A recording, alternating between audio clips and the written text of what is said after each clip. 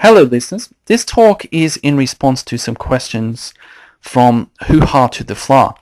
I believe I've also made another talk for him recently, but he had some more questions. So here is what he wrote to me. By the way, what's your opinion on whether or not imperialistic military might and Christianity always have to be part of right-wing governments?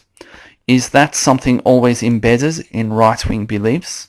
Or is it possible to have a right-wing government that respects all religions or simply leaves religion out of it? Can right-wing governments maintain nationality and a strong capitalistic nature without having ridiculously large militaries? Well, thank you for those questions, Hoo-ha to the Fla. Hopefully I'll address them adequately.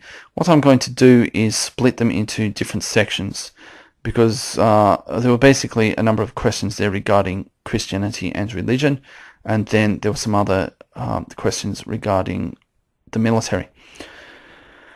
Alright, so on Christianity and religion, the very short answer, which is fairly glib, is that obviously nations don't have to be Christian, as there have been plenty of civilizations, both within Europe and outside, and also those that predate Christianity within Europe even, or that have run concurrently with Christianity and so on. There have been a number of civilizations that have not been Christian. So that's a fairly glib answer there. But I think what you're getting at more was to do with the tradition of Christianity being intimately connected with Western civilization itself. I think that they don't necessarily have to continue that way. There could be right-wing governments in Europe in the future that wouldn't be Christian or wouldn't need to have any connection to Christianity.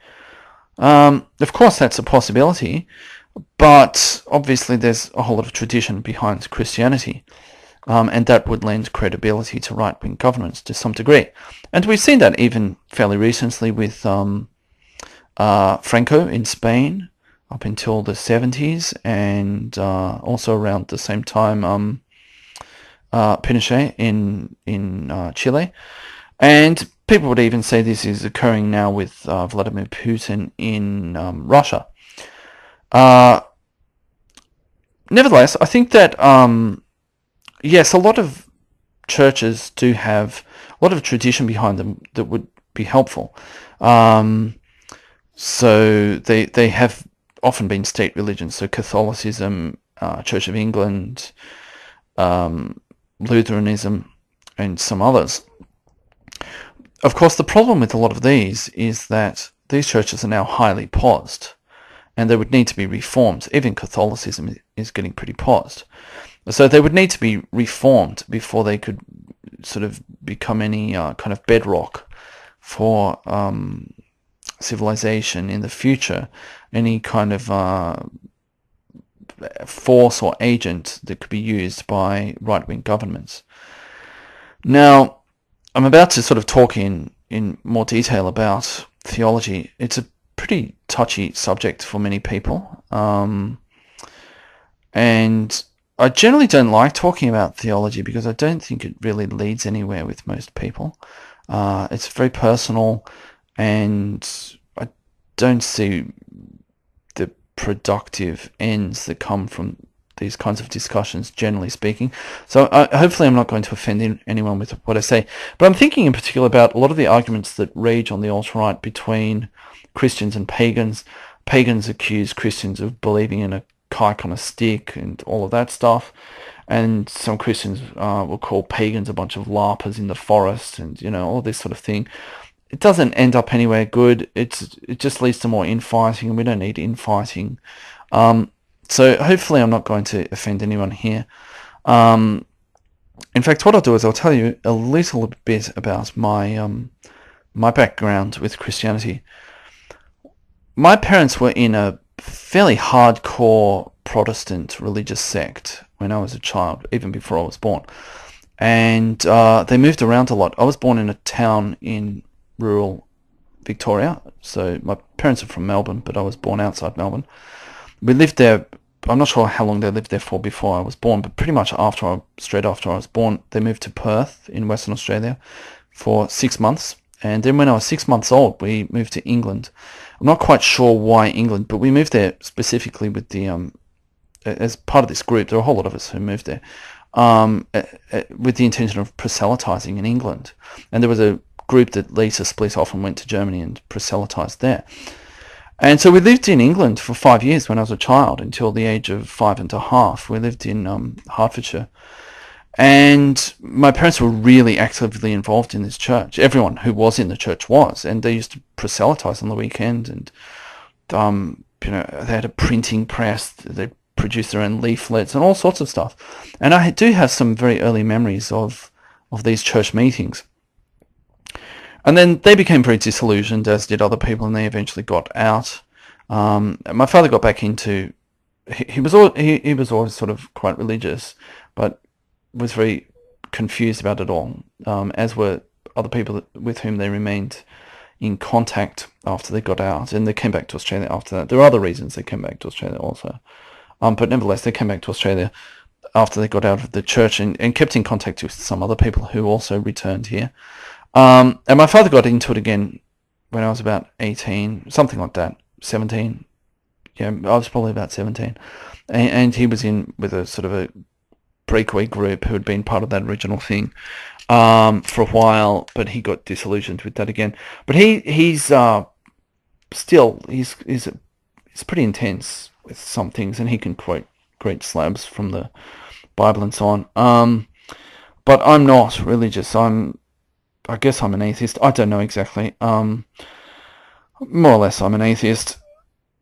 Anyway, so that's my background in all of that. Oh, and I should say also, I went to an Anglican school, a Church of England school for 9 years, a private boys' school, and we had church services and religious education classes and all the rest of it on a weekly basis, and bigger things periodically throughout the year and so on as well.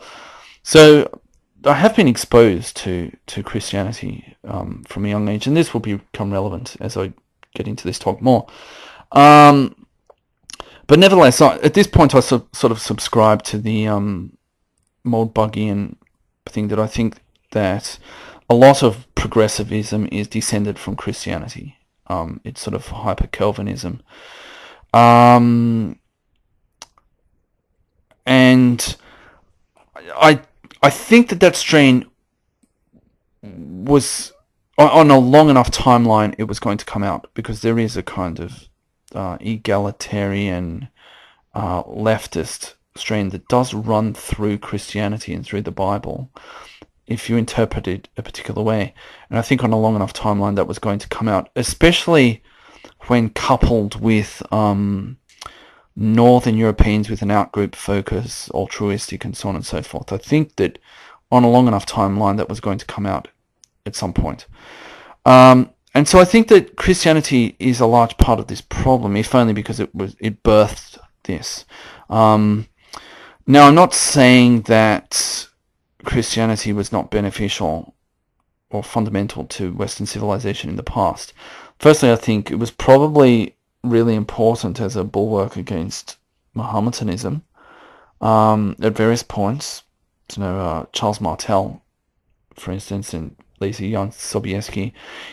Now, of course, it was complicated. Those sorts of things were complicated by the fact that at various points, some supposedly Christian nations did ally themselves against other Christian nations with Mohammedans. So, for instance, the French had a very long-running alliance with the Ottomans, simply so that they could kind of block the Austro-Hungarian Empire. But nevertheless, I think that Christianity probably did save Europe. I don't know if it could have stood without some overarching connection, and that connection was Christianity. And a lot of what was classical knowledge and culture was preserved by Christianity. And also, of course, later on, Christianity inspired and produced all sorts of incredible things, from the music of Bach to various cathedrals and so on and so forth. So it's intimately connected with what we consider to be Western civilization, and I think it's fairly silly to talk about Western civilization without acknowledging that point. Certainly the past 1500 years at least of Western civilization are intimately connected to Christianity, and I think we need to admit that. But again, I'm worried that if we say that Christianity is a necessary requirement for Western civilization and right-wing governments going forward, particularly, as I mentioned, when it's coupled with people of Northern European culture or genes, and their out-group focus and their altruism and all of this sort of stuff, that we might not end back somewhere where we are now with progressivism again. But that said, I don't know to what extent you could saddle the Anglo-Saxons or the Scandinavians with another form of Christianity. Something like Eastern Orthodoxy seems to be more resistant to a lot of this stuff. It seems to be more virile in some way. But I don't know that would be a good fit with people from northwestern Europe. One of the things, to me, I don't think I could ever really come at Eastern Orthodoxy simply because I just couldn't get past the kissing of icons and that kind of thing. It's really hard for me to come at that sort of stuff. So I don't know. It seems like it could be part of the future for the West, but maybe the genie's out of the bottle now. I don't know. It's really hard to say with this sort of thing. Having said all of that about Christianity, I think that atheism is extremely flawed also. I recognise two particular issues with atheism. The first is that at a societal level, most people are going to need certain philosophical questions, metaphysical questions, ethical questions answered, and something is going to fill the void. If Christianity isn't there, they're going to need something to fill the void, and that something may be useful or it may just be really degenerate, which is what we're seeing now. We have this really strange situation where we kind of have some of the aspects of Christianity still present in progressivism, kind of, but that's coupled with a gross sort of nihilism and hedonism, and it's all of that's really unhealthy. I don't think it's a strategy for long-term success. Whatever the current metaphysics and ethics and so on are of the average Westerner now, they seem really ill-suited to the long-term survival of Western civilization. People with orange hair, well, not orange hair, some people do really have orange hair. People with pink hair, I should say. People with pink hair, that's not going to maintain a civilization, people with ironic facial hair or, doing whatever hipsters do, that's not going to maintain a civilization. So that's the first problem with this, that the thing that has filled the void seems to be really destructive. It's actually really, that would be bad enough, but of course much of Western civilization is being presented with something that is very sure of itself, that is very virile, in the form of Mohammedanism, and modern progressivism and hedonism and nihilism and so on don't seem to be able to stand up against that particularly well. So that's the first problem with atheism. The second one is my ability to resist some of these things, and the fact that I'm on the alt-right may actually be sort of a hangover of my Christian heritage, and particularly my actual upbringing, and my formative years and all of this sort of stuff. It's really hard to disentangle these things from one another, but it may actually be that I'm sort of a quasi-Christian, if you like, by culture at least, if not belief. And that one of the problems that we face in the West now is that we have generations now who have been largely completely disconnected from that. So, my own children, if I don't raise them as Christians, then there may be some sort of secret source in there that is still working on me, but because I was raised in some sense, or surrounded by at least, Christianity, both at a sort of in the home and in school, and also with society, growing up in the 1980s, although it wasn't exactly the most Christian time in history, it was still significantly more Christian than today. Culturally, a lot of the cultural practices. I mean, a lot of people won't even say Merry Christmas these days, right? I mean, it's a silly thing at one level, but in another level, at another level, it's really indicative of the decline. So it may be that there are all these, because I've known lots of people who have had absolutely no exposure to religion. So my cousins, for instance, some of my cousins have had absolutely no exposure to religion. They wouldn't be able to know if you said who was this person in the Bible, who was that person, or if you said something like the writing on the wall. We have certain sayings in English that come from a biblical origin, like the writings on the wall, that sort of thing, right? They wouldn't know any of that, and so it may be the case that once we get so you have a generation that is religious, and then you have they raise a generation that's not religious, but it has some sort of there's a seeping in from the previous generation, and then the grandchildren, that generation, they're too far removed, and then everything falls in a heap. That's a real potential problem with atheism. So it may be that Christianity or some sort of strong religious belief is necessary for a right-wing society and a right-wing government. I don't really know. It's really hard to separate these things out. Another thing about all of this is that people on the left will often say they're not religious.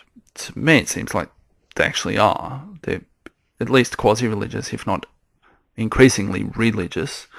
I mean, look at the stuff they talk about, right? Marxism or diversity, or even that stupid thing. What's it called? I fucking love science.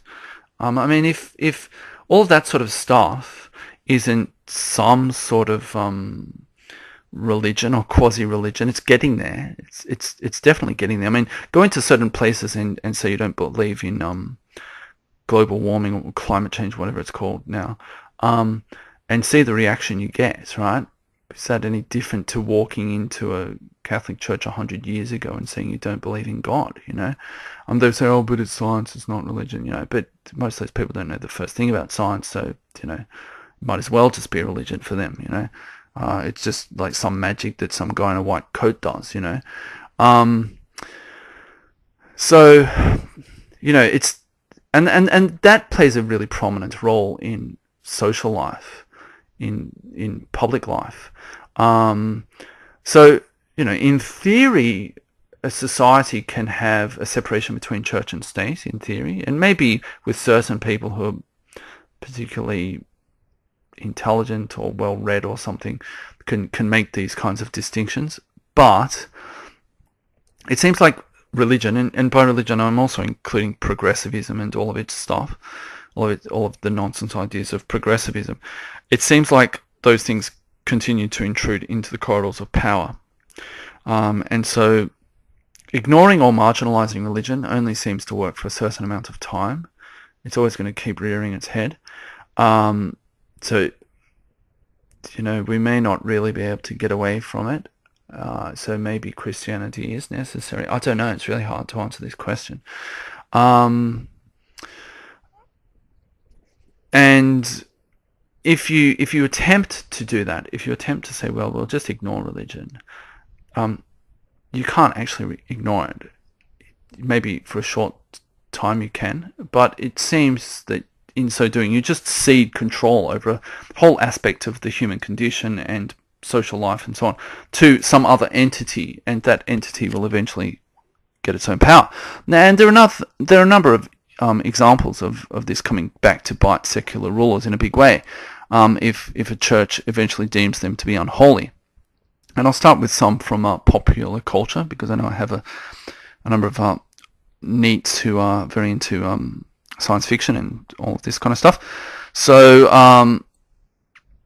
Isaac Asimov's Foundation series, the first book in that, there's a bit in that where they're trying to undermine a government they dislike. So they start a cult in that territory, and after a while, when the cult's well established, they go there and they because they don't want to engage in violence against this the government there. So what they do is they just get the leaders of this cult to basically pull the plug, and the secular leaders have to acquiesce. Another example, I'm sure this is probably a lot better known, is Game of Thrones. I've only watched the TV series, and not really, I don't know, I don't like it. At this point, I'm sort of hanging on for it to finish. It's a kind of a sunk cost fallacy for me. I've put so much time into watching this damn thing. I just want to see what happens. But Game of Thrones, you know, the whole thing with what's her name, the Cersei Lannister. The way she got her hair cut off and then she had to walk naked through the streets. You know, the way that reinstituting that religious side. I can't remember what it's called. I'm sure many people comment beneath this. It was the whatever. You know, they thought that they would use that religious cult as a sort of tool for themselves, and it ended up coming back to bite them. Now I don't know what's going to happen. Maybe they'll end up destroying that religious cult. Who knows, right? But that's based upon various historical things, and so I'll get to a couple of examples of where this occurred in history. Possibly the best known one, I think, in the Anglosphere would be the Becket controversy, and this was in 1174. Henry II was forced to do penance. He had to wear a hair shirt or something. I can't remember exactly, but he had to do penance because I think it was 4 of his knights killed. It was a bishop, or maybe it was the Archbishop of Canterbury. I'm not sure. But basically, he said to them, "Will no one rid me of this turbulent priest?" And so they took that upon themselves, his knights, that he wanted this guy bumped off. I think he'd been excommunicated or something. I can't remember exactly. Someone had been unhappy with him in the church, so his knights went off and killed this guy, and he was forced to do penance. And there's another example of this, the humiliation of Canossa, and this was the Holy Roman Emperor Henry IV. He walked from Germany to Italy and knelt at the entrance to a castle. It was the castle at Canossa, which is a town, I think, in northern Italy. He knelt at the entrance of the castle for 3 days and nights in a blizzard in 1077 to have his excommunication renounced by Pope Gregory VII. So, you know, those were examples of people having to kowtow before the church, because the church had a lot of power. So, you know, it's a difficult thing if you bring religion into it and grant them some sort of authority, or even if you don't, they may eventually use that against you. So, you know, it might be best to try to co-opt religion. And it seems as though every civilization tries to do that to some extent. There's usually an official state religion, but it's a real balancing act in doing that, obviously. And there is something very particular about kind of Western religion, and by Western I mean Middle Eastern religion. So Christianity and Mohammedanism in particular, plus Christianity's descent into progressivism. These seem to have been really intrusive into general life. So I'm sort of suspicious about the possibility of any government being able to control Christianity again. I think co-opting and controlling it would always be a real balancing act. But at the same time, there's something that's very appealing about religion, or necessary even. It's hardwired into particular religions, especially Christianity and Mohammedanism. There's something that's really hardwired into them that allows them to outcompete other beliefs, be they religious or other. And so I think they're always going to be around, and so I guess all you can do is try to co-opt them to some extent, but probably unsuccessfully at times. There will be things like the Beckett controversy or the humiliation of Canossa. Those things will happen at some point. So, there's not much you can probably do there. So, in short, I don't really have an adequate answer about the role of religion and the extent to which Christianity, or any other religion for that matter, is integral to a society. Not just a right-wing one, but particularly right-wing. I know that's fairly nebulous, but I can see too many sort of pros and cons for any particular argument. And I think it's always much easier said than done to have religion that gets co-opted by government. Now, can a right-wing government respect all religions? Maybe, but those religions will vie for power. And when one becomes dominant, it will probably end up persecuting the rest. And also insist that the state do likewise. It will, because of its relationship with the state will have to grant concessions to it, because it will realize the growing power of this this religious group, and it will have to grant power to those people and their religion, and so it will have to go along with persecuting the other religions, I think. So I think at best they can likely coexist, or minor religions can be tolerated if kept private, probably not public, probably private. And I think that's the case, unless we're talking about anything that's sort of polytheistic. It seems to be the case that in places where polytheism is practiced, anything goes, more or less. They can sort of get along with various subgroupings of that. It seems difficult to pull that off with monotheism because of the nature of monotheism. It insists that there's one way of doing things, essentially. Anyway, that's all I have to say on religion. As I said, I hope I haven't upset too many people. Now, the role of the military. So, can right-wing governments maintain nationality and a strong capitalistic nature without having ridiculously large militaries? Okay, well, a number of things I have to say about this. The first answer is not if they are surrounded by left-wing governments.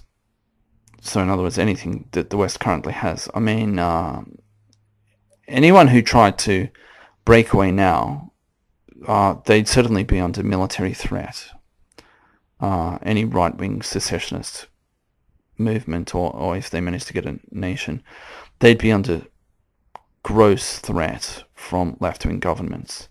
And they would do everything necessary to undermine those countries and overthrow their governments.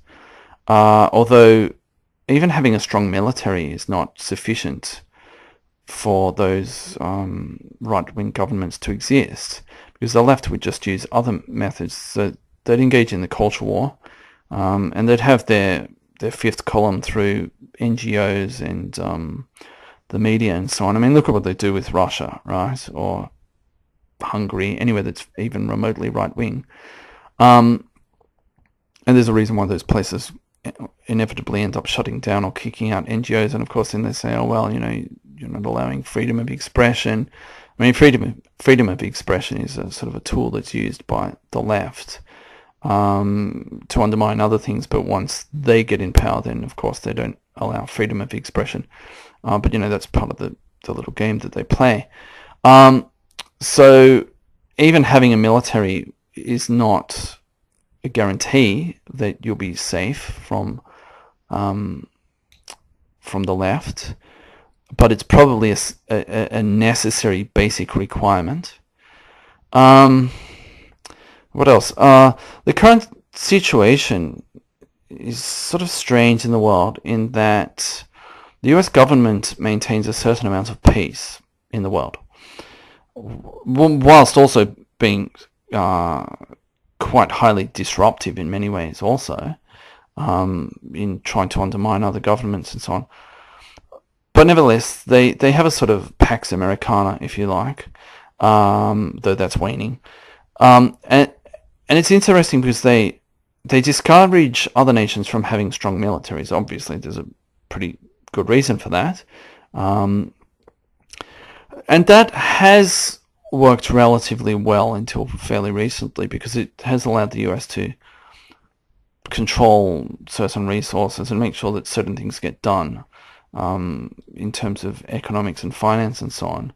And they have a reserve currency and so on. So that has been beneficial to them in some ways, but it has also allowed many of the allies of the United States, so various European countries, Canada, Australia, even Japan, to mistakenly believe that they could run pretty significant social welfare systems at the expense of their own militaries. They don't have big militaries. The US takes care of all of that for them. And that's a pretty weird state of affairs. I mean, it sort of makes those countries client states. But as we see that military bankrupting the US, because it seems to be part of what's causing problems for the US, in a world where the US government no longer picks up the tab for maintaining the world order. And I think that this is a period that we're entering now. Other nations are going to have to increasingly pull their weight militarily. And that's always been the case, obviously. It's a pretty weird situation we're in history, where America doesn't officially have an empire, but it has these client states, and they don't really have their own militaries as such. I mean, they've sort of token forces, but they don't really have their own forces as such. But the US isn't openly the imperial overlord. It's kind of a weird situation. These countries are going to have to start pulling their own weight.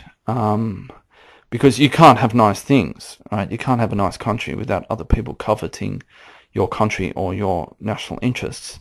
So you have to defend them. I mean, this seems pretty much like common sense, that countries need to be able to defend themselves, or at least project that they're capable of doing so.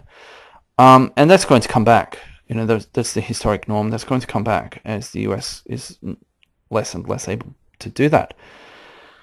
And it's going to be interesting to see to what extent the system of capitalism to which we've all become accustomed will be able to be maintained and policed against outright criminals, so piracy, on the high seas and so on. Look at all that stuff that was happening a few years ago in Somalia with piracy off the east coast of Africa and so on. Because Western Europe, Canada, Australia, Japan, they're not going to be able to freeload for that much longer. So they are going to have militaries. Everyone is, I think. If you don't have a military, then you become someone else's client state, and that brings with it its own set of challenges. Now, of course, the question is, how large does the military need to be? And what is meant by the term ridiculously large? Well, I'll throw a few numbers at you. So the US Defense Department's budget in 2014 was $596 billion, and that represented 17% of the national budget. And it wasn't by any means the biggest expenditure. The biggest expenditure was Social Security at $845 billion, or 24%. Also at 24%, just slightly lower, healthcare was $831 billion. And it's also not, I know people on the left will talk about the military budget as being troubling. I actually think the most troubling aspect of the budget was the net interest payment of $229 billion, or 6%. And that's 1/16 of the national budget. Now, is that expenditure of $596 billion, or 17% of the national budget, is or was that too large? I don't know. I mean, maybe it's necessary for policing the world. What would happen if the USA didn't spend that money? And what if others didn't pick up the tab? imagine the world would probably be more violent. There'd be a lot more chaos. Trade would be interrupted and so on. Now, is it necessary for policing the world? Could it be less than that? I don't know. Maybe the world does need to pull its own weight more. Maybe under the right circumstances, $500 billion, 500, or it's more than that, 596 billion, would be a reasonable amount. I really don't know. I mean, I'm not an expert on this kind of stuff. What I do think is the case, though, that it's ridiculously large, not because they don't need a military, but just because it seems to be doing a very inefficient job right now. The US is playing at empire. There are tons of freeloaders in the system, both allies and rivals alike, whilst the US picks up the tab for maintaining order.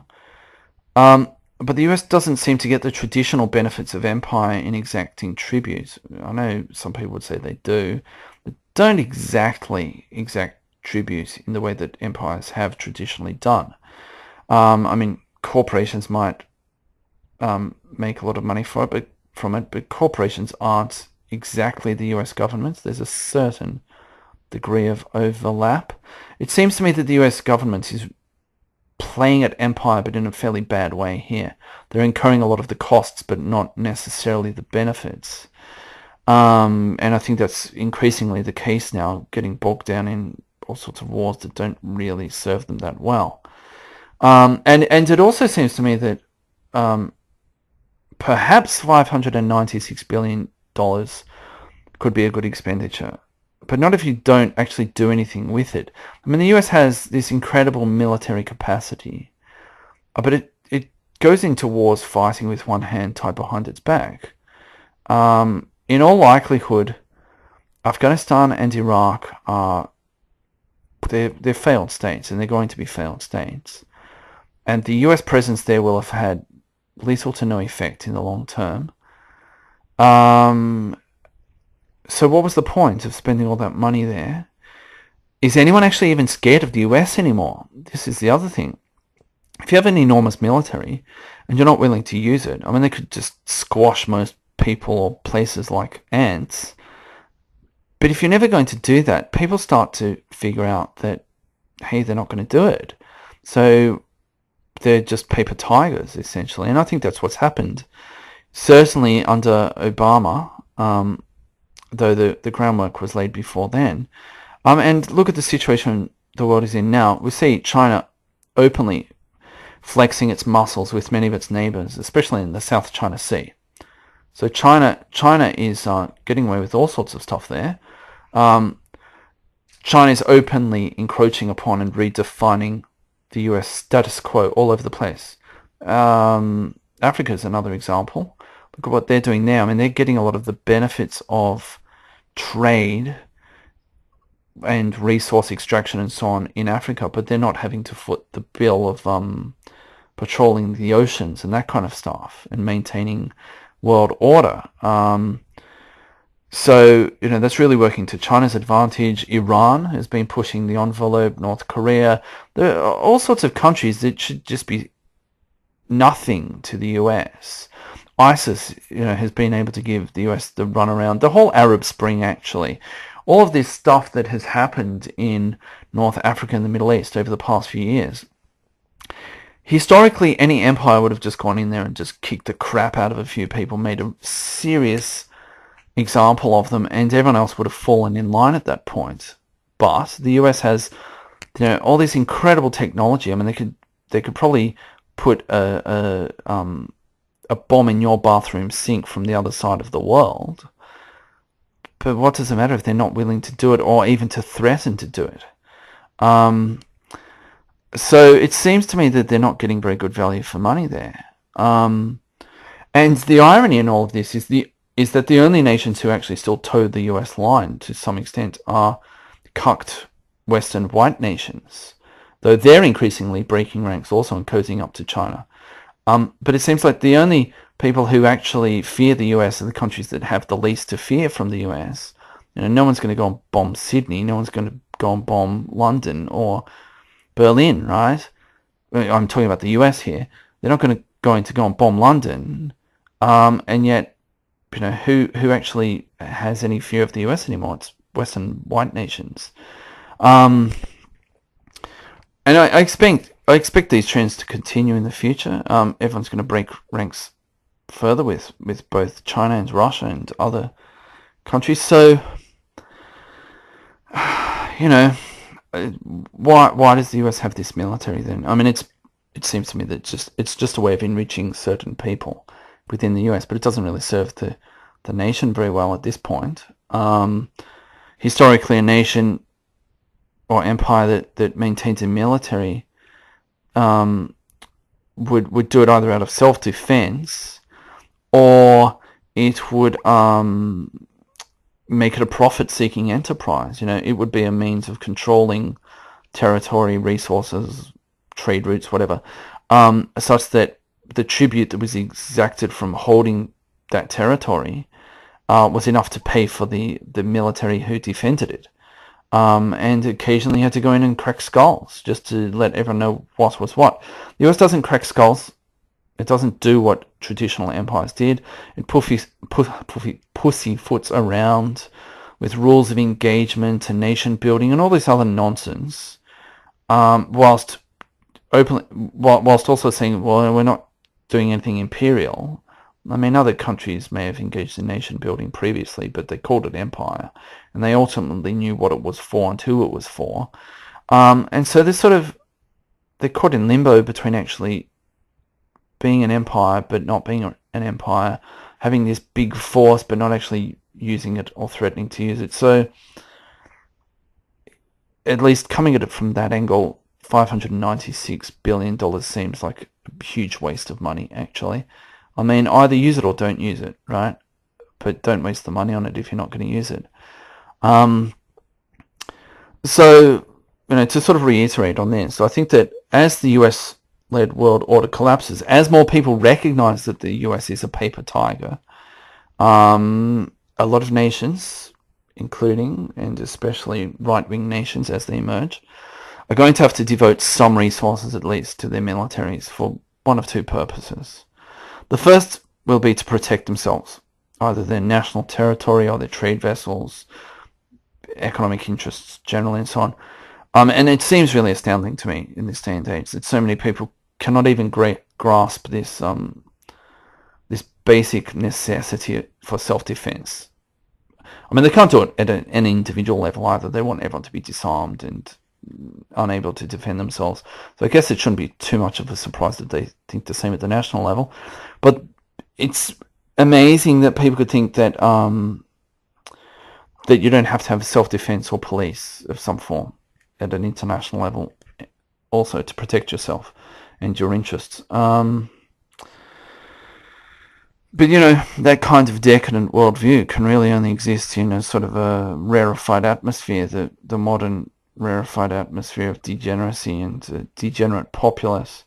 And, ironically, these very same people are going to find out pretty soon, in a fairly major way, I imagine, in many parts of the West, that if you refrain from projecting force, whether it's at the micro level or the macro level, that what that actually does is it doesn't make everyone love you. It doesn't lead to a big cuddle group. What it does is everyone else recognizes, and when I say everyone else, I'm saying from Jamal, who didn't do nothing, to the People's Republic of China, and everyone else in between, that they want to get in on the knockout game, whether that's Jamal, giving you one in the back of the head, or whether that's China seizing a bunch of islands in the South China Sea, that everyone's going to get in on the knockout game. If you're not willing to at least project that you can defend yourselves, that's what's going to happen. And there's actually going to be more disorder. The cuddle group is going to disappear even quicker under this sort of chaos and lack of anyone actually manning up and doing anything. The second is, and this is sort of optional to a certain extent, is that if you have any aspirations of empire, and the US, it plays at this, right? And it has been playing at this for some time. It's clearly it has some aspirations of empire. If you have any aspirations of empire, so if you want to take it beyond self-defense, of course you're going to need to use or threaten to use a strong military there to maintain order, to extract tribute, and your military is going to have to be a profit-seeking enterprise, basically. It's going to have to pull its weight. So, yeah, I mean, you do need to have a strong military. As to how strong, well, probably not $596 billion worth, unless you're going to use that, or at least threaten to use $596 billion worth. So, in conclusion, I guess, right-wing nations they're going to get red-pilled. But they're going to have to get red-pilled on the issues of religion and the military. People are probably going to have to accept that religion is necessary at some level, in some way. It seems like atheism is a dead end. It's not conducive to long-term survival, and likewise, disarming is not conducive to long-term survival. Spirituality and violence are very much part of the human condition, and even if we don't like them, even if we think that we have evolved beyond them or something like that, that we have become enlightened, we have to be very careful not to make the not to engage in the fatal conceit of believing that everyone else out there is like us, that they think like us, and that they too have become enlightened, because they haven't. They don't, they won't. And we're going to see all of this rear its head pretty soon. So, these things, religion and the military, both, and spirituality and violence need to be acknowledged and probably to some extent accommodated. I don't think there's any getting around that. How much? I don't know. That's the Goldilocks question, isn't it? Right? Too much, too little, somewhere in the middle, right? I can't really get much more precise than that, because I think also the conditions on the ground in local areas will dictate more precision. So anyway, that's the end of the talk. I hope I haven't upset too many people. I hope this has been reasonable at least. That's my answer to your question, Hooha to the Fla. And to everyone else, as always, please comment beneath, and thank you for listening.